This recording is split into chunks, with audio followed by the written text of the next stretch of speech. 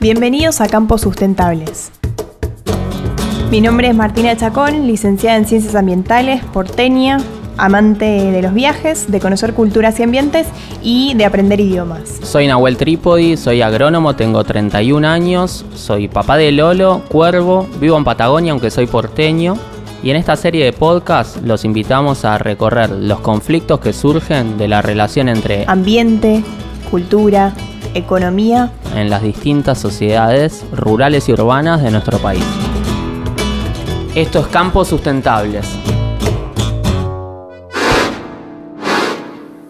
En el imaginario popular, el campo argentino es uno solo, poderoso, principalmente pampeano y siempre de exportación. Cuando hablamos de campo se nos vienen también otras palabras muy relacionadas como el agro, lo agrario y lo rural. Lo rural, digamos que está más relacionado con el espacio y con un modo de vida, que sería el modo de vida opuesto al urbano. Lo agrario está más relacionado directamente con las actividades primarias, las actividades del campo, agrícolas, ganadera, forestal.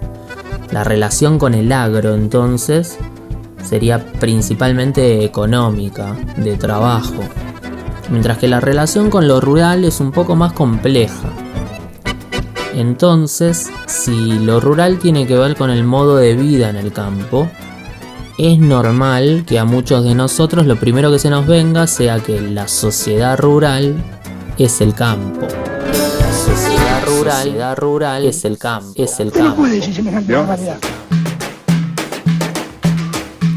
Con presencia y adhesión de sociedades de todo el país y con un predio simbólico en la ciudad de Buenos Aires, la sociedad rural argentina ha hecho muchísimo para asignarse la representatividad del campo en Argentina a lo largo de la historia. Si efectivamente hacemos un poquito de historia, la rural fue fundada en 1866 y esto es en simultáneo con el aniversario número 50 de nuestra independencia, un país muy joven en el cual se funda esta sociedad con el objetivo de fomentar el desarrollo de la producción agropecuaria. Esto que es su lema, que es cultivar el suelo, es servir a la patria. Y estamos hablando de pocas familias, ricas, poseedoras de grandes extensiones de tierra, con voluntad de mejora en las técnicas, de innovación en sus producciones, de mejorar, de tecnificarse. Y esto hay que decirlo bien claro, la sociedad rural argentina es vista como desarrollo y progresismo desde una vereda o como máximos representantes del pensamiento conservador desde la otra vereda. Y no va a haber mucho punto medio en esto. Como institución es una asociación civil, lo mismo que un club, la forma legal que tiene una biblioteca popular o San Lorenzo. Mírala, qué linda viene. Y si nos acercamos directamente a sus discursos, a la comunicación o a sus miembros inclusive, queda claro que para la propia sociedad rural, el campo son ellos. Lo que me resulta interesante es explorar qué es el campo para ellos. ¿Qué opinan del veganismo y qué opinan de los veganos? Yo voy a ser lo más suave posible. Para mí son un grupo de payasos trasnochados. Y ellos lo establecen bien concreto. El campo es alimento, es empleo, el campo es innovación y es tradición. Y por supuesto que para cada uno de estos ejes o categorías tienen su posición y justificación.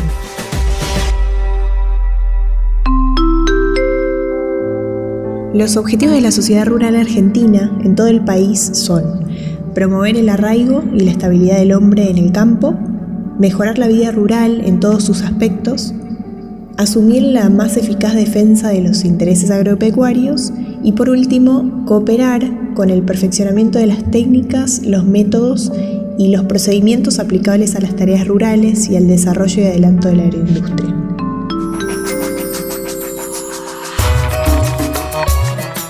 Las exposiciones de la rural son cita obligada de todos los que pertenecen a este campo. Y muy intuitivamente uno diría, bueno, ¿quiénes pertenecen a este campo? Yo pensaría que se limita a argentinos propietarios de tierras, a empresas de servicios agrícolas, ganaderos, no sé, tractores, técnicos del palo.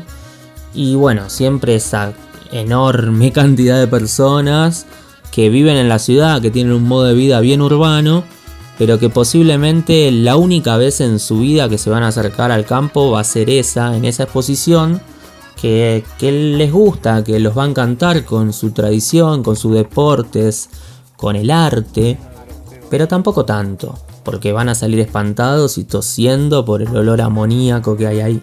Pero evidentemente hay muchísimos más interesados en este campo.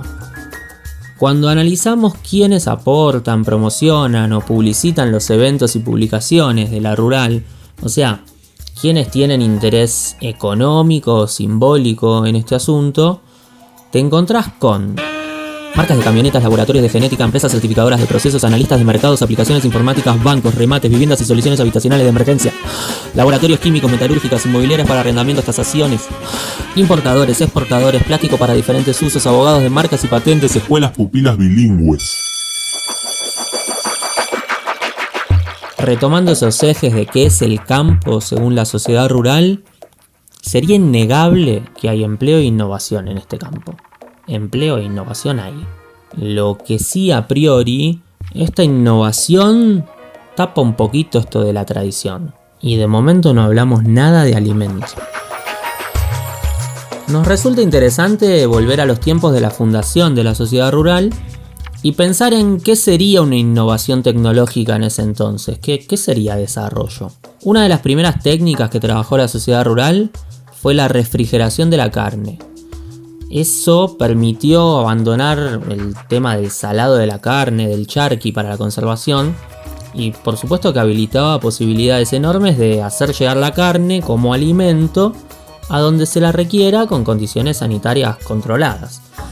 Y acá es donde entonces hacemos explícito el primer asunto relacionado con el alimento, con la innovación y con el trabajo articulado de productores con intereses comunes, algo que está bueno.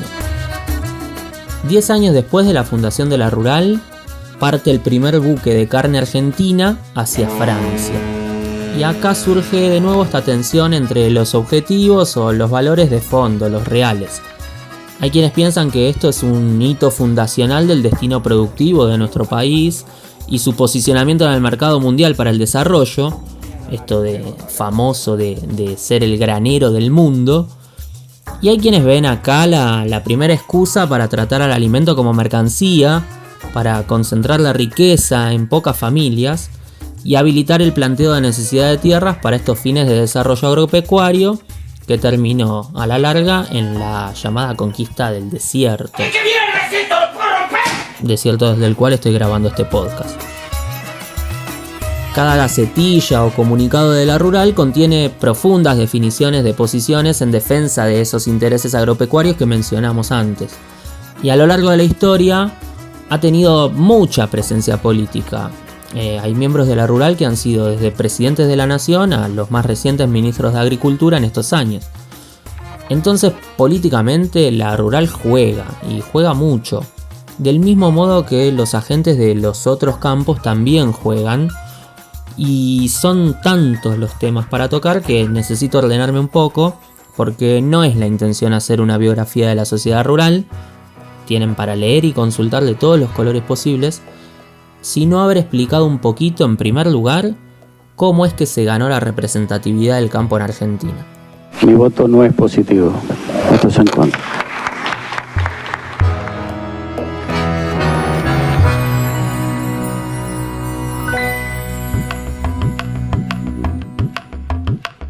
Habiendo hecho este primer acercamiento histórico, hablemos acá y ahora.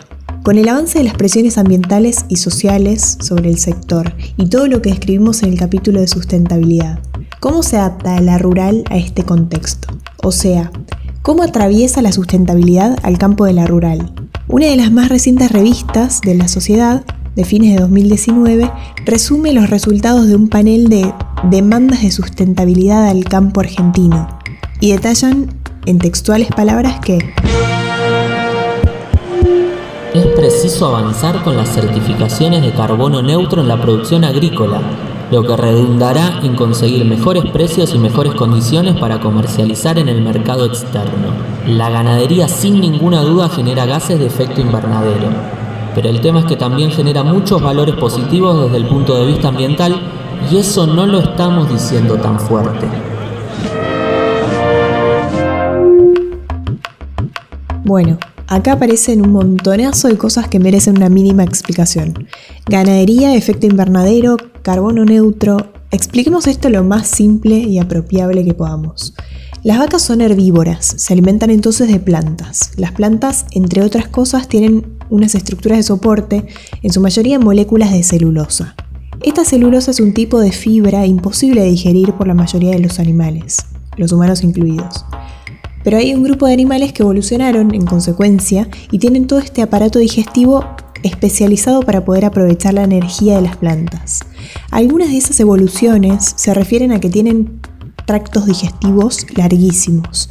En el caso de las vacas podemos decir que consta de 4 estómagos y en el primero de ellos, que es el rumen, viven microorganismos capaces de digerir la celulosa y ponerla a disposición de la vaca en forma de energía. Una especie de reactor bien complejo donde principalmente se da una fermentación. En este proceso la molécula de celulosa se convierte en agua, dióxido de carbono, ácidos grasos volátiles y metano.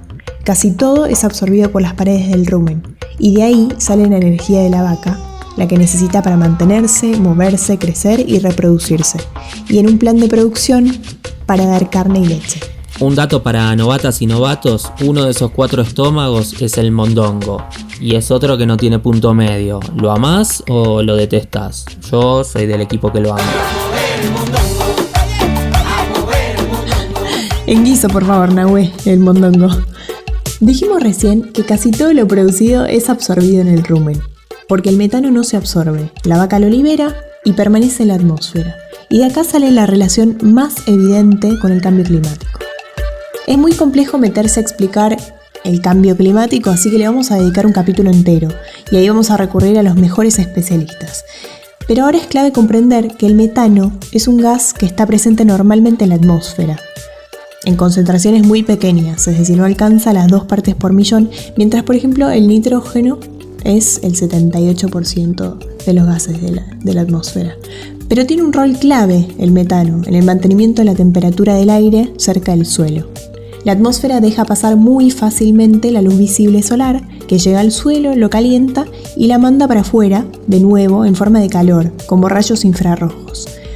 Pero en lugar de volverse o de volver al sol, estos gases de la atmósfera lo retienen un poco, permitiendo que haya más temperatura en el planeta, y si no estuviesen estos gases, se estima que la temperatura promedio de la Tierra, que es de 15 grados y permite la vida que conocemos, sería de menos 18 grados centígrados. Así que está bien que haya metano en la atmósfera y que ese efecto invernadero suceda. La cuestión es que se ha notado que en las últimas décadas hubo un gran aumento de la concentración de metano en la atmósfera y tal aumento de las emisiones de este gas, junto con otros que tienen el mismo efecto invernadero, está relacionado principalmente con las actividades humanas. Entonces, retienen más calor de que el sistema está acostumbrado, se eleva la temperatura y se produce el calentamiento global. De este hablaremos especialmente cuando toque. Este calentamiento sería causante de muchos de los desórdenes, desastres y crisis venideras. Por convención, el potencial de efecto invernadero de un gas se mide comparándolo con el del dióxido de carbono, porque es el gas resultante de las combustiones y porque resulta un indicador típico de industrias. Pero no debemos considerar solamente las concentraciones de los gases, sino también su tiempo de permanencia en la atmósfera. Comparemos el metano con el dióxido de carbono entonces. La emisión de una tonelada de metano tiene un impacto 20 veces mayor al del dióxido de carbono durante los primeros 100 años desde su emisión. Ahora, el metano permanece en la atmósfera entre 10 y 20 años hasta que se degrada, mientras que el dióxido de carbono puede permanecer y acumularse hasta 200 años hasta que se degrada o disuelve en los océanos. Esta acumulación de dióxido de carbono en el tiempo lleva a un aumento desmedido de ese fenómeno natural que conocemos como efecto invernadero. Yo no entendí bien la película. Los policías sabían que Asuntos Internos les tendía una trampa. Dejemos claro una cosa. Lo que más emite gases que lleva al calentamiento global son las industrias y las energías que utilizamos para consumo. Y son precisamente los países industrializados y las sociedades más consumistas los principales responsables de todo esto. Pero al compartir una agenda global en un país como Argentina, que tiene poca industria y que no cuestiona a fondo su matriz energética, el foco de la acción ante el cambio climático se puede poner en las vacas.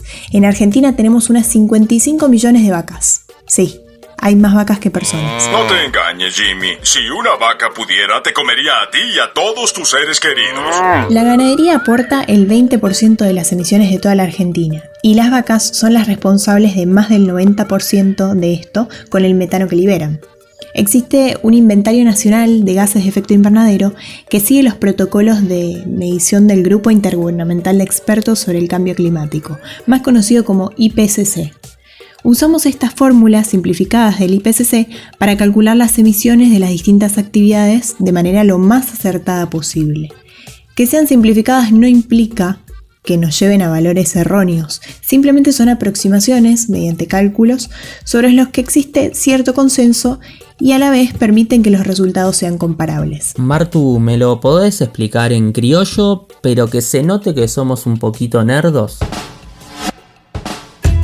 ¿Cómo no, Nahuel?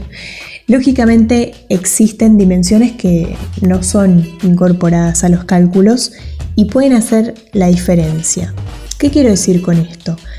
Puede haber prácticas de manejo del pastoreo, por ejemplo, o del ambiente, o inclusive condiciones climáticas que modifiquen las tasas de secuestro de carbono o el stock de carbono en el suelo. También influye qué está siendo evaluado, ¿no?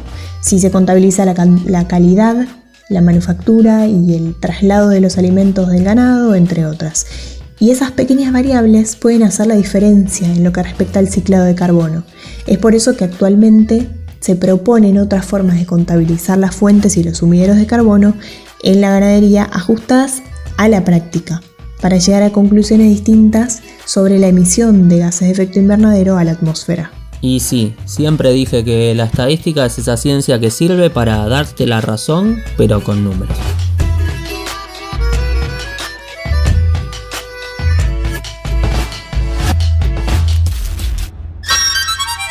Finalmente entonces, según el campo dominante, según la revista de La Rural, la principal demanda de sustentabilidad hacia el campo argentino pasa por esto.